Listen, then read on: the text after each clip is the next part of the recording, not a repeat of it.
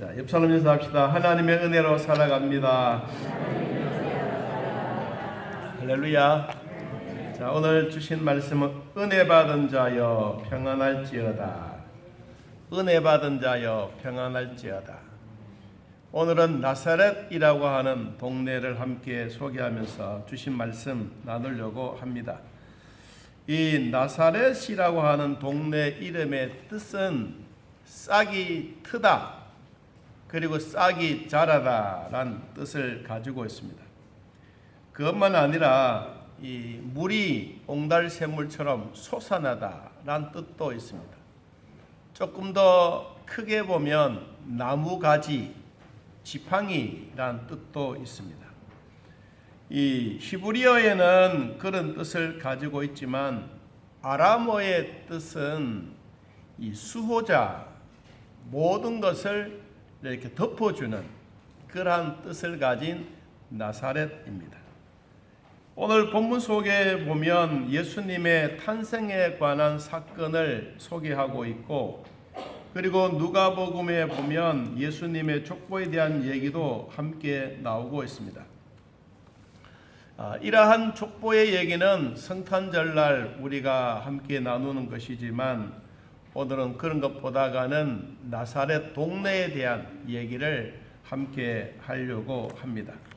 이 마태복음에도 보면 족보 얘기가 나오고 누가복음에도 보면 이런 족보 얘기가 나오는데, 이 마태복음에는 이 요셉을 중심으로 한 이 족보에 대한 얘기가 나오고, 누가복음에는 마리아에 대한 족보를 중심으로 해서 기록이 되어져 있습니다. 이러한 일들을 통해서 오늘 우리들에게 허락해 주셨던 은혜 받은 자여, 그랬습니다. 은혜 받은 자여. 하나님이 28절에 은혜를 받은 자여 평안할지어다. 이 은혜라고 하는 이 단어가 카리투오란 말에서 왔습니다. 카리투오. 그리고 오늘 성경에 나오는 은혜 받은 자라고 하는 이 내용의 문장은 우리 성경에 딱 두 군데 나옵니다. 하나님이 가브리엘 천사를 통하여 마리아에게 주셨던 완전 선택에 대한 이야기를 하면서 마리아야, 은혜 받은 자라고 소개하고 있습니다. 그리고 에베소 1장 6절 말씀에도 보니까 거저 주시는 바 은혜 받은 자, 거기에 대한 내용을 하고 있는데, 이 두 가지의 성경에 나오는 이 두 귀절 가운데 우리에게 주시는 교훈이 엄청나게 큰 것입니다. 이 누가복음 1장에 나오는 28절에 은혜를 받은 자여 평안할지어다, 주께서 너와 함께 하시도다라고 말씀하셨던 이것은 바로 예수님의 탄생을 알리는 은혜입니다. 이 은혜는 일반 사람들에게 다 주시는 게 아니고 특별한 은혜입니다. 온 인류가 78억이라고 하면 이 일반적으로 주시는 은혜가 아니고, 이거는 이 세상의 78억 중에 하나, 이 마리아에게 주시는 구원에 대한 은혜가 아니고 메시아의 탄생에 대한 얘기를 하고 있습니다. 그렇기 때문에 그냥 우리가 은혜 받았습니다라는 이 말 속에 하나님이 천사를 통하여 하나님의 역사가 이미 이루어지고 있는 이 사실을 오늘 은혜 받은 자여라고 소개하고 있습니다. 두 번째는 에베소 1장 5절에 보니까 이런 말씀이 있습니다. 그 기쁘신 뜻대로 우리를 예정하사 예수 그리스도로 말미암아 자기의 아들들이 되게 하셨으니, 이는 그의 사랑하는 자 안에서 우리에게 거저 주시는 바 그의 은혜의 영광을 찬송하게 하려는 것이라고 소개하고 있습니다. 이 두 번째는 거저 주시는 하나님의 은혜, 이 그냥 공짜로 주시는 하나님의 은혜인데, 이 은혜는 하나님의 자녀에게 주시는 은혜입니다. 첫째는 큰 은혜를 받은 자여라고 하는 것은 예수의 엄마의 몸에서 메시아가 태어나게 될 것을 대한 은혜에 대한 이야기라면, 두 번째 은혜 받은 자여라고 하는 소개되었던 에베소 1장 5절에는 하나님의 자녀들이 예수를 믿고 구원받았는데 구원받았는 이것이 은혜다. 그럼 우리는 은혜 받은 자입니다. 여러분 옆 사람 보고 같이 한번 합시다. 우리는 하나님으로부터 은혜 받았습니다. 무슨 은혜를 받았느냐 하면 구원의 은혜를 받은 것입니다. 아무에게나 주시는 것이 아니라 하나님이 우리 예수 믿는 사람들에게 주시는 특별한 하나님의 은혜. 이 마리아를 하나님이 선택해 주셨던 이 은혜가 있다면 오늘날 우리들에게도 하나님으로부터 특별한 선택의 은혜가 있었습니다. 이 세상에 수많은 사람들이 살지만 우리가 예수 믿고 구원받았는 이 은혜는 불신자들에게 그냥 던져주는 게 아닙니다. 특별히 하나님이 우리에게 주시는 구원의 은혜입니다. 이 은혜는 삼위일체께서 우리에게 주셨던 은혜입니다. 하나님의 은혜를 받았던 우리는 삼위일체 하나님이 동시에 역사하셨던 것은 성경에 참 많이 나타나 있습니다. 그런데 성경에 보면 삼위일체라고 하는 단어는 없습니다.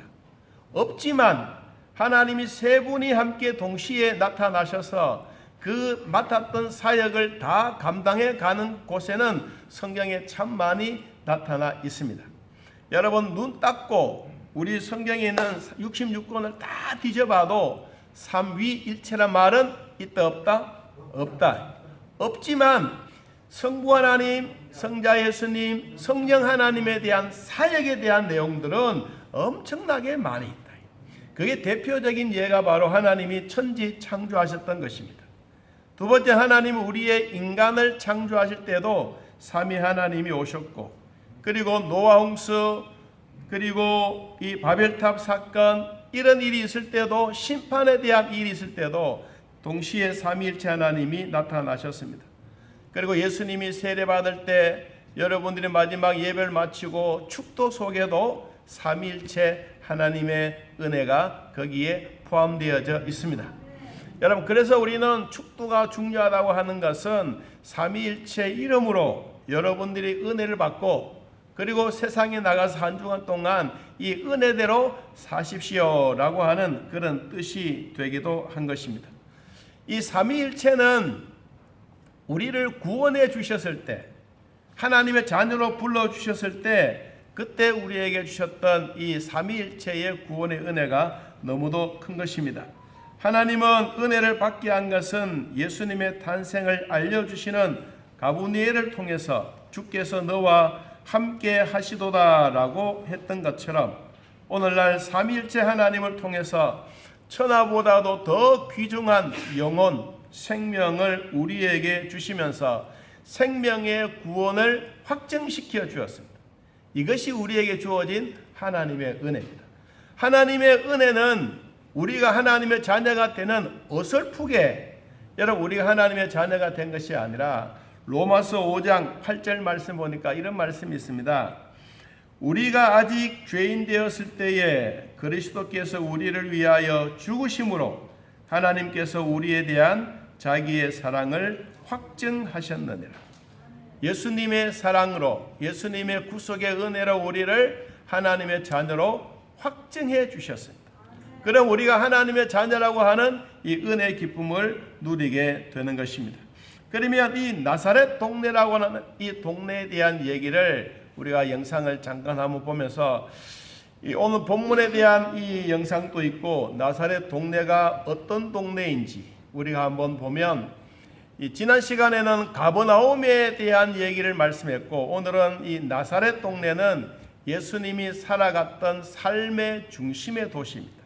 가버나움은 예수님의 복음 전파의 중심이었다면 나사렛은 예수님이 태어나서 자라고 그리고 사역을 하기 위하여 준비했던 그 장소, 이 부분들을 잠깐 한번 같이 보도록 하겠습니다. 가버나움은 예수님 사역의 중심이라면 나사렛은 삶의 중심이었습니다. 이스라엘 정부는 가버나움에서 나사렛까지 올레길 62km를 만들었습니다. 최근 이스라엘 정부는 고증을 통해서 이 두 지역을 잇는 길을 재현했는데요. 바로 가스펠트레일입니다. 예수님의 생애에서 가장 중요한 두 동네를 꼽으라면 사역의 중심지였던 갈릴리 가버나움과 예수님의 고향 나사렛.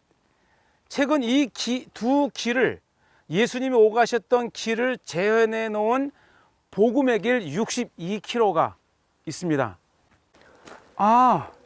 크라이스트 손이라는 예수님의 면류관이라는 나무예요. 야, 지금 이 시기가 가장 독이 오를 시기, 굉장히 따가워요.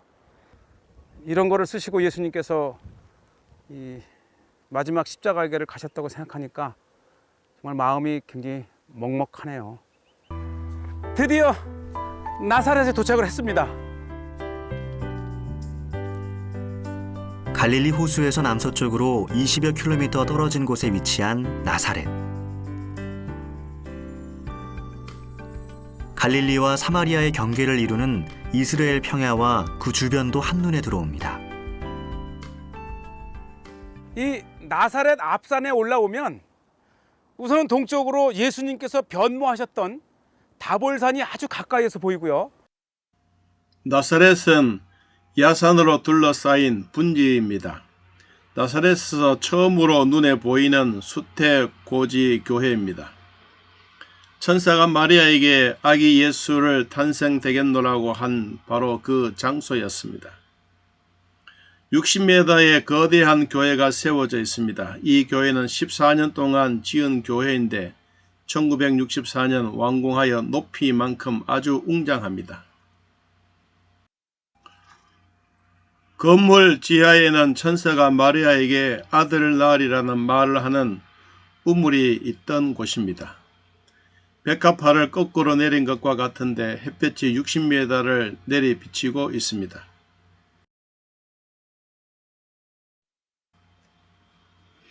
가까이 가보면 여기는 바로 우물 대신에 제단이 마련되어져 있습니다.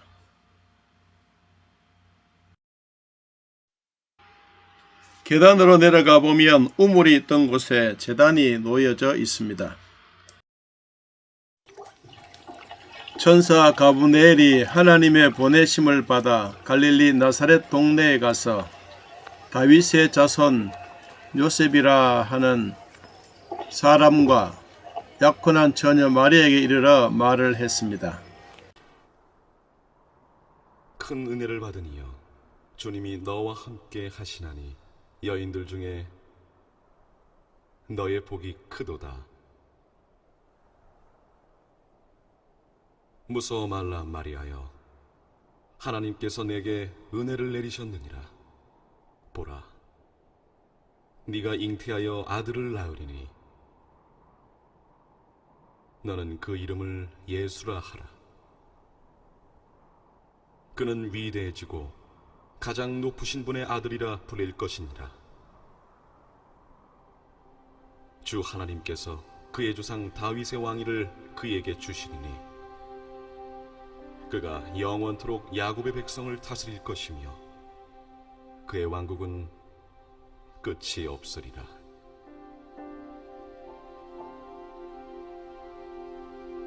제가 남자를 알지 못하는데 어찌 그럴 수 있으리이까? 성신이 임하여 가장 높으신 분의 능력이 내게 임하리라. 그러므로 태어날 그 거룩한 아이는 하나님의 아들이라 불리리라. 보라, 네 사촌 엘리사벳도 노년의 아들을 잉태했나니 원래 임신하지 못한다 했으나 이미 뱃속의 아기가 6달이 되었느니라. 하나님께는 불가능한 일이 없느니라.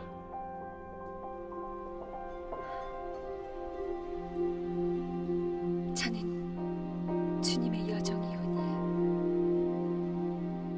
말씀대로 이루어지게 하소서.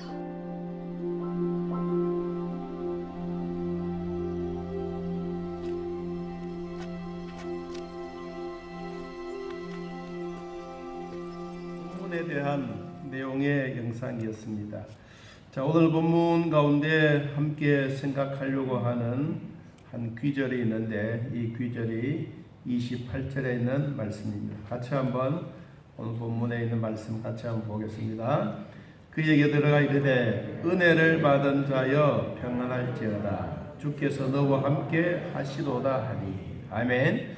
이 하나님의 약속은 예수 그리스도를 통해서 이미 이루어 주시겠다고 한 성취된 내용입니다. 천사 가브리엘은 하나님의 명령에 순종하여 인간에게 하나님의 소식을 전해주는 역할을 하는 천사입니다. 사가랴에게 세례 요한의 탄생을 예고했던 것처럼 나사렛 동네에 살고 있는 마리아에게도 그 소식을 전해주고 있는 장면이 오늘 본문에 있습니다. 우리 성경에 보면 나사렛이라고 하는 이름이 구약 성경에는 나오지 않습니다. 신약 성경에만 나오고 있습니다. 구약 성경에는 나사렛이라고 하는 동네 이름도 없고 그냥 12지파 가운데 조그마한 촌동네 이름이 나사렛입니다. 그런데 예수님이 이렇게 태어났던 이 장소, 자랐던 이 장소가 나사렛은 바로 요셉과 마리아가 거기에 살았기 때문에 그 이름이 신약 시대에 들어와서 아주 그 지명 이름이 높이 드러나게 된 것입니다. 요셉과 마리아가 거기에 살았기 때문에 이 천사 가브리엘이 그곳에 나타났던 것입니다. 우리가 이 나사렛 동네를 보면 아주 이스라엘 사람들로부터 멸시와 천대를 받았던 장소였습니다. 요한복음 1장 46절 말씀에 보면 그 얘기가 나옵니다. 나다나엘이 가로되 나사렛에서 무슨 선한 것이 날 수 있느냐 빌립이 가로되 와보라 하니라. 나사렛 동네는 그냥 비천하고 사람들에게 천대받고 사마리아처럼 그 동네 이름도 나와 있지 않는 동네에 누가 살았느냐? 요셉과 마리아가 산 것입니다. 그럼 왜 하필이면 이런 장소에 요셉과 마리아가 살았는데 거기에 왜 하나님의 천사 가브리엘이 나타나서 그곳으로 갔을까 하는 것입니다. 우리 사람의 생각으로 한다면 이 예루살렘에 그래도 번들번들하고 지식 있고 권세 있고 이런 곳에 예수가 태어났으면 우리가 보았을 때 예수님은 정말로 왕의 자손이구나 라고 이야기를 하겠지만 비천하고 멸시받고 천대받는 이 나사렛 동네에는 이름 없는 그 자리에 거기에 무명의 사람인데도 하나님은 그를 알아보고 마리아에게 성령으로 잉태하여 아들을 낳게 하겠다고 말했습니다. 이것은 사람의 생각과 하나님의 생각은 같다? 아닙니다. 다르답니다. 그래서 이사야 선지자가 이렇게 말했습니다. 이사야서 55장 8절 말씀에 보면 이는 내 생각이 너희 생각과 다르며 내 길은 너희 길과 다름이니라 여호와의 말씀이니라. 하나님의 생각과 사람의 생각은 다른 것입니다. 사람들의 생각은 그래도 군주가 되고 왕이 되고 왕가의 족속으로 태어나서 그 예수님이 좀 멋지게 이렇게 부각이 되었으면 좋았을 텐데 정말 가난하고 멸시받고 천대받는 그 장소에 태어났다고 하는 것은 하나님이 오늘날 기독교인들에게 주셨던 메시지가 부유한 사람들에게 복음이 먼저 증거된 것이 아닙니다. 우리나라에 복음이 증거된 것이나 외국에도 복음이 증거될 때는 왕부터 복음이 증거되지 않았습니다. 아주 가난하고 멸시받고 천대받고 그리고 사람들이 살아갈 때 정말 힘들어하는 그 자리에 예수 그리스도의 복음의 소식이 전해질 때마다 이 밑바닥에서부터 위로 쳐올라가는 이런 복음의 역사가 있었던 것을 우리들에게 예수님의 탄생에 대한 장소에 대한 얘기를 하시면서 우리에게 주시는 겁니다. 성도에 대한 하나님의 축복의 약속도, 그리고 기도 응답의 약속도, 부활과 영원한 천국에 대한 소망도 가난한 사람에서부터 시작해서 부유한 자에게 이르러 갔고, 아주 강한 사람을 꺾으사 이 약한 자들 통해서 하나님의 부가 나타나게 되었던 이것입니다. 바로 이 약속은 하나님의 오늘날 우리 모두에게도 성령을 통하여 약속이 이루어지고 있습니다. 여러분, 이 약속은 나를 통해서도 일어나고 여러분 통해서도 일어나고 있습니다. 하나님의 약속이 여러분의 가정에, 여러분 가문에 그대로 일어나기를 축복합니다. 그 다음 두 번째 말씀에 보니까 성경에 이런 말씀이 있습니다. 27절을 한번 보겠습니다. 27절. 다윗의 자손 요셉이라 하는 사람과 약혼한 처녀에게 이르니 그 처녀의 이름은 누구라? 마리아라 그랬습니다. 두 번째로 하나님은 무조건 마리아의 몸에만 들어갔습니다. 이 선택에 관한 것입니다. 이 백으로도 되지 않고 돈으로도 되지 않고 벼슬로도 되지 않는 것이 하나님의 은혜입니다. 무조건적인 하나님의 은혜로 예수의 엄마가 되게 했던 겁니다. 예수의 어머니 마리아는 그의 신중한 성품으로 천사의 말을 의미 있게 받아들입니다. 나는 계집종인데 나는 사내를 알지 못합니다. 이런 얘기를 할 때에 천사가 뭐라고 말했습니까? 그래도 하나님이 너와 함께 하시면서 보라, 내가 잉태하여 아들을 낳게 하는데 그 이름이 바로 예수다. 이 아예 지명해서, 다시 말하면 특별한 은혜로 선택해 주신 겁니다. 여러분, 하나님이 마리아에게 특별하게 선택해서 그 이름이 지금까지도 예수의 복음이 전달되어지고 성경 말씀에 있는 이곳에는 언제든지 따라다니는 것이 요셉과 마리아입니다. 그러면 오늘날 우리들에게도 구원의 은혜를 받았던 우리 모두에게도 하나님이 우리를 선택해 주셨을 때 무조건 선택해 주셨습니다. 제가 이 설교를 준비하면서 이런 생각을 해보았습니다. 요사이 그냥 아무 조건 없이 어느 기준을 정해놓고 하나님이 우리를 선택해서 부르셨다면 나는 진짜 낙방생이다. 점수를 따지더라도 점수도 안 될 것이고, 하나님은 어느 기준을 정해놓고 나를 선택했더라면 하찮은 죄인인데 어떻게 이런 구원의 반열 속에 들어갔을까 하는 생각을 해보았습니다. 여러분, 그러면 오늘날 우리 모두에게도 하나님으로부터 주셨던 이 특별한 은혜가 무엇입니까? 하나님이 우리를 선택해 주셨을 때 뭐 조건을 내세우지 않았습니다. 키가 얼마인지, 몸무게가 얼마인지, 눈에는 뭐 쌍꺼풀이 있는지, 귓구멍이 2개인지 이런 거 따지지 않았습니다. 하나님이 우리를 선택해 주셨을 때 어떻게 선택하셨다고요? 무조건 선택해 주셨습니다. 여러분, 이 하나님이 마리아를 선택하실 때도 마리아에게 물어보지 않았습니다. 일방적이었습니다. 하나님이 우리를 선택해 주셨을 때도 일방적이고 무조건이었습니다. 오늘날 우리가 나이가 많아서 연세가 들어서 하나님 나를 선택해 주십시오, 우리가 하나님 앞에 나아가지 않았습니다. 이미 하나님이 우리를 만세전에 선택해 놓으시고 우리의 부모로부터 태어나게 하고 성령이 내 안에 들어와서 내가 예수님을 나의 구주로 고백하는 이 엄청난 일을 통하여 하나님이 우리에게 뭐 해주셨느냐? 무조건 선택해 주셨습니다. 자, 한번 따라해 봅시다. 나는 하나님으로부터 무조건 선택받았습니다. 할렐루야. 하나님이 우리를 하나님의 자녀로 선택해 주셨을 때 따지지도 묻지도 않았습니다. 무조건 했습니다.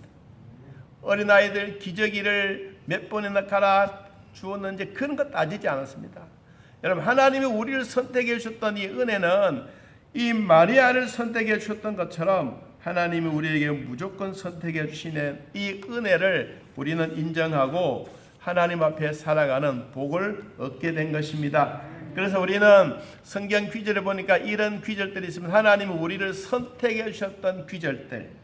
요한복음 1장 12절 이하에 영접하는 자 곧 그 이름을 믿는 자들에게는 하나님의 자녀가 되는 권세를 주셨으니 이는 혈통으로나 육정으로나 사람의 뜻으로 나지 아니하고 오직 하나님께로부터 난 자들이니라. 여러분, 우리는 하나님께로부터 났습니다. 나도 그렇고 여러분도 그렇고 하나님께로부터 났습니다. 우리가 부모로부터 태어났지만 실제 우리의 본 주소는 천국입니다. 이 천국의 주소를 하나님이 먼저 우리에게 주시고 오직 하나님께로부터 난 자가 되도록 우리에게 성령을 통하여 지금 또 일깨워 주셨습니다. 그래서 요한복음 15장 16절 말씀에 보니까 이런 말씀이 있어요. 한번 따라해 봅니다. 너희가 나를 택한 것이 아니요 내가 너희를 택하여 세웠느니라. 우리가 하나님 앞에 나아가기 위해서 돈을 갖다 주면서 하나님 나를 선택해 주십시오 하지 않았습니다.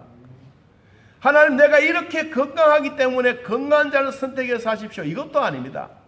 하나님이 우리를 선택하셨을 때 요한복음 15장 16절에 있는 것처럼 너희가 나를 택한 것이 아니라 하나님이 너희를 나를 택해 주셨다고 말했습니다. 하나님이 이 은혜 주신 것에 대한 우리는 고마움과 감사함이 늘 있어야 합니다. 이사야서 43장 1절 말씀에 보니까 이런 말씀이 있어요. 야곱아 너를 창조하신 여호와께서 지금 말씀하시느니라. 이스라엘아 너를 지으신 이가 말씀하시느니라. 너는 두려워하지 말라. 내가 너를 구속하였고, 한번 따라해봅니다. 내가 너를 지명하여 불렀나니 너는 내 것이라. 하나님이 우리를 뭐하여? 지명하여 불렀다. 오늘날 우리가 이 땅에 있는 동안에 하나님이 핀셋으로 한 영혼을 만세전에 다 선택해 놓으시고 우리 부모로부터 우리의 몸이 태어나게 하고 그리고 예수 믿게 하고 교회를 선택하고 우리의 성도들과 함께 교제 나눌 수 있는 이것, 하나님이 너를 지명하여 불렀으니 너는 하나님의 것이다. 따라해 봅시다. 나는 하나님의 것입니다. 할렐루야. 하나님이 나에게 주셨던 이 메시지의 말씀입니다.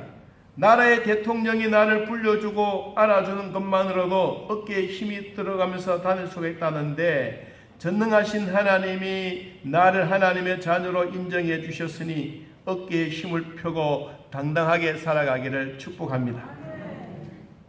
오늘 아침에 교회에 오는데 아내가 이런 말 하더라고요. 오늘 주일인데 하나님 만나러 가는데 옷도 제일 좋은 옷, 마스크도 제일 좋은 마스크 끼고 하나님께 가야지. 여러분 그렇습니까? 오늘 주일날 하나님 만나러 오는 이 날에 여러분들 다 그렇게 준비하고 오신 줄로 믿습니다. 하나님께 나아가는 우리의 마음이 정말 하나님부터 주셨던 내가 너를 지명하여 불렀나니 너는 내 것이라. 우리가 하나님의 자녀된 것을 감사하기를 축복합니다. 세 번째, 하나님은 나를 알고 계십니다. 우리 30절 말씀 한 번 더 보겠습니다. 30절. 자, 같이 한번 읽어봅시다. 천사가 이르되 마리아여 무서워하지 말라. 내가 하나님께 은혜를 입었느니라.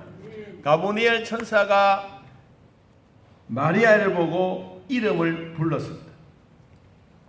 오늘날 우리는 이 말씀을 보면 나도 하나님으로부터 이름을 불려주십니다. 사가랴여, 마리아여, 모세야, 그리고 삭개오야 각각 하나님이 개인의 이름을 불러주듯이 오늘 내 이름도 여러분의 이름도 불러주십니다. 하나님이 각 개인의 이름을 인격적으로 알고 계십니다. 그리고 하나님 나라 생명책에 우리 이름을 또록또록하게 기록해 놓았습니다. 우리가 유행가의 가사처럼 사랑을 하다가 안 되면 연필로 썼던 것을 지우면 되지. 그러나 여러분 하나님의 나라에 우리의 이름이 기록되어져 있는 이것, 우리가 범죄하고 나쁜 생각 가지고 나쁜 마음을 먹고 있을 때 이름 자식 안 되겠구나 지워버리자 이렇게 하는 것이 아니라 한 번 이름을 적어 놓으면 결코 지워지지 않는 예수님의 보혈로 우리 이름을 또록또록하게 생명책에 기록해 놓았습니다. 여러분, 그렇기 때문에 우리는 하나님의 자녀가 확실하다는 사실을 우리들에게 소개해 주고 있는 것입니다. 좋은 일 있으면 좋은 친구라고 했다가 자기에게 불이익이 당하면 배신자라고 부르는 그런, 우리 하나님은 그런 하나님이 아니십니다. 우리를 불 가운데도 불타는 불구덩이 속에서도 우리를 구원해 주셨습니다. 교회 다닐 때는 인간을 보지 말고 하나님을 바라보고 예수를 믿기를 바랍니다. 사람 때문에 신앙이 식어지고 믿었던 사람 때문에 믿음의 대상이 달라진다면 하나님이라고 하는 그분은 졸지에 내 주머니에 동전 보다가도 못할 때가 많습니다. 하나님은 결코 그런 하나님이 아니십니다. 누가복음 20장 38절 말씀해 보니까 하나님은 죽은 자의 하나님이 아니요 산 자의 하나님이라고 말씀하셨습니다. 하나님에게는 모든 사람이 다 살아있습니다. 여러분 마음속에, 여러분 심령 속에 살아계신 하나님으로 충만하기를 축복합니다. 시편 33편 13절 말씀해 보니까 여호와께서 하늘에서 굽어보사 모든 인생을 살피시며 곧 그가 거하시는 곳에 세상의 모든 거민들을 굽어 살피시는도다. 하나님은 지금도 우리를 알아보고 있습니다. 오늘 예배드리는 여러분을 주님은 알고 계십니다. 여러분의 예배를 마음과 정성과 신령과 진정으로 드리고 있는 이 예배를 하나님은 받으시고 우리에게 찾아오셨습니다. 여러분, 그 영이신 하나님이 여러분 곁에 계신다는 것을 확신하시기를 축원합니다. 고린도서 8장 3절 말씀 보니까 또 누구든지 하나님을 사랑하면 그 사람은 하나님도 알아주시느니라. 여러분, 우리가 예배 드리는 모습, 우리 곁에 오셔서 우리와 함께 거느리시던 그 모습, 주님은 우리를 알고 계십니다. 우리의 구원자 되신 오직 예수 그리스도를 통하여 우리는 하나님의 주셨던 은혜를 꼭 누리기를 축복합니다. 자, 오늘 성경의 31절에 결론적으로 이렇게 말합니다. 31절 같이 한번 봅니다. 보라, 내가 잉태하여 아들을 낳으리니 그 이름을 예수라 하라 그랬습니다. 여러분, 우리 성경에 예수라고 하는 이 이름의 뜻은 구원하다라는 뜻입니다. 그런데 이 예수라고 하는 이 이름이 히브리어에는 여호수아입니다. 여호수아. 그런데 여호수아인데 하나님은 구원이다라는 뜻입니다. 그런데 예수란 이름의 뜻은 어디서 왔느냐? 헬라식으로 부를 때 온 것입니다. 그럼 여호수아도 구원자란 뜻인데 예수는 아람어로 예수란 뜻입니다. 여러분, 예수 그리스도는 이렇게 하나님이 구세주이심을 우리에게 증명해 주고 있습니다. 우리도 하나님의 자녀인 것을 명명백백하게 우리들에게 말씀해 주고 있습니다. 진정한 우리의 구원자 되신 예수 그리스도를 통해서 오늘 성령이 내 마음에 계시고 여러분의 몸이 육체의 몸으로만 있는 것이 아니라 내 몸이 하나님의 성전이 되셨습니다. 그래서 우리가 진짜 중요한 한 귀절의 성경이 있는데 사도행전 4장 12절 말씀입니다. 다른 이로서는 구원을 받을 수 없나니 천하 사람 중에 구원받을 만한 다른 이름을 우리에게 주신 일이 없음이니라 하였더라. 여러분, 우리가 진정으로 하나님 앞에 나아가는 길은 예수 길밖에 없습니다. 오늘 예수님을 나의 구주로 믿고 섬기는 사랑하는 성도 여러분, 여러분에게도 내가 곧 길이요 진리요 생명이니 나로 말미암지 않고는 아버지께로 올 자가 없는 것을 믿고 예수님은 나의 인생의 전부요, 예수님은 나의 생명이며 주님은 나의 부활이며 그리스도를 통해서 여러분 마음 안에 구원받은 백성으로서 기쁨이 충만하기를 예수님의 이름으로 기도합니다. 함께 찬양